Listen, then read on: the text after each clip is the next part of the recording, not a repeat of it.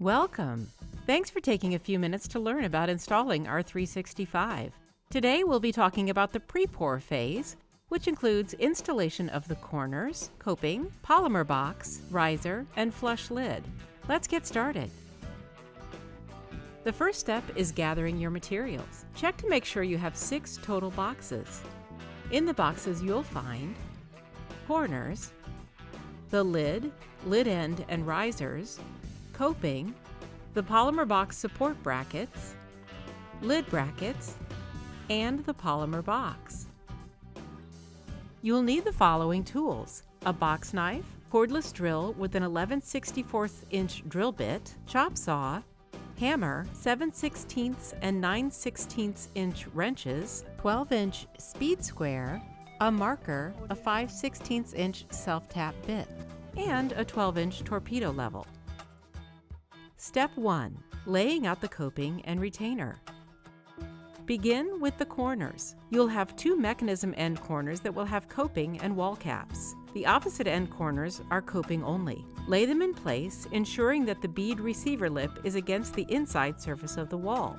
Fasten both opposite end corners to the wall flange with 1-inch screws, beginning 1 inch from each end on the line and approximately every 16 inches in between.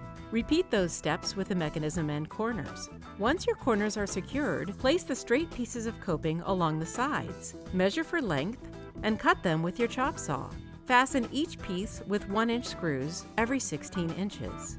Wherever your pieces of coping meet, install a coping clip by hooking it onto the back of the coping, evenly straddling the splice and pushing down until it clicks and lies flat on the coping. Please note, for best results, clips should be equal on both sides of the pool, and you should caulk or tape the back side of the coping to prevent leakage. Measure the gap that remains between the mechanism end corners and cut a straight piece of wall cap to fit. Fasten the wall cap to the wall flange with 1-inch screws, again starting 1 inch from each edge and every 16 inches in between.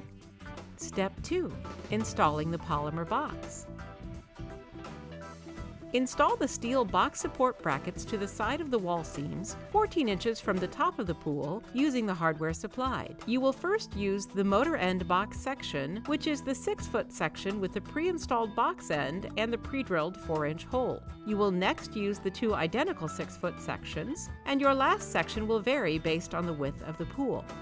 Locate the motor end box section. Align the mark on it with the interior edge of the coping, on whichever end you plan to put the motor. Begin to assemble the pieces of the polymer box onto the lip of the wall cap by sliding them into place. Ensure even spacing from side to side between the polymer box rail and the wall cap. Again, starting 1 inch from the end, drill an 11/64" pilot hole through the aluminum box rail and wall cap and fasten with a 1-inch screw. Repeat at the other end and space fasteners every 16 to 18 inches between. For best results, drill the pilot hole at a 10-degree angle. Slide box spacers into channels inside the box rails. Slide the next box section onto the wall cap.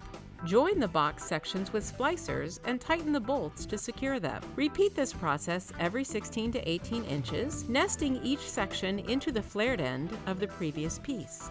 After you've installed the last box section, install a spring nut into the back of the box rail above each box support bracket and attach the vertical support. Level the box and tighten the support hardware.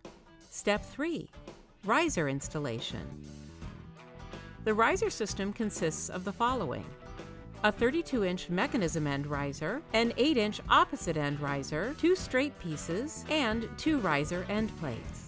Place the mechanism end riser on the front side of the polymer box on the motor end. It will nest into the top aluminum rail. Place the 8-inch riser in the same manner on the opposite end. Fasten both risers to the outside of the coping by inserting 1-inch screws through the pre-drilled holes into the channels in the riser. Fasten the riser end plate to the mechanism end of the riser into the channels with 1-inch screws using the pre-drilled holes in the plate. Place a full-length piece of the riser on top of the aluminum rail on the back side of the box so that the riser end plate forms a 90-degree angle to both the front and back riser sections. Secure the end plate with 1/2-inch screws through the pre-drilled holes. Fasten the full-length piece in place with 1/2-inch screws Again, 1 inch from both ends and every 16 to 18 inches in between. Ensuring 90-degree angles, measure and cut the last piece of the riser with your chop saw. Set in place and attach the remaining end plate to the riser through the pre-drilled holes. Fasten with 1/2-inch screws every 16 to 18 inches. Step 4. Installing the lid.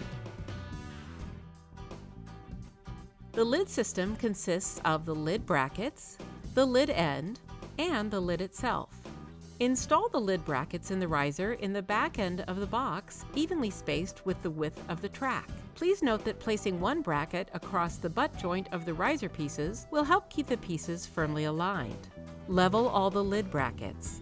To ensure that the polymer box keeps its form while the concrete is being poured, insert the box supports into the top rails of the box. Add spacers for additional support prior to placing the lid.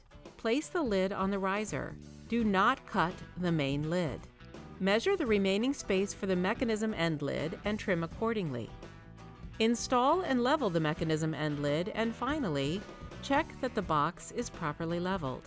To ensure the lid is not damaged during concrete pouring, flip the lid upside down after installation.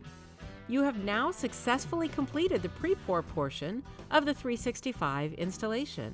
Should you have any additional questions, please give us a call Monday through Friday from 8 a.m. to 5 p.m. Eastern Standard Time at 800-878-5789 and ask for technical support. Thanks again from all of us at Automatic Pool Covers.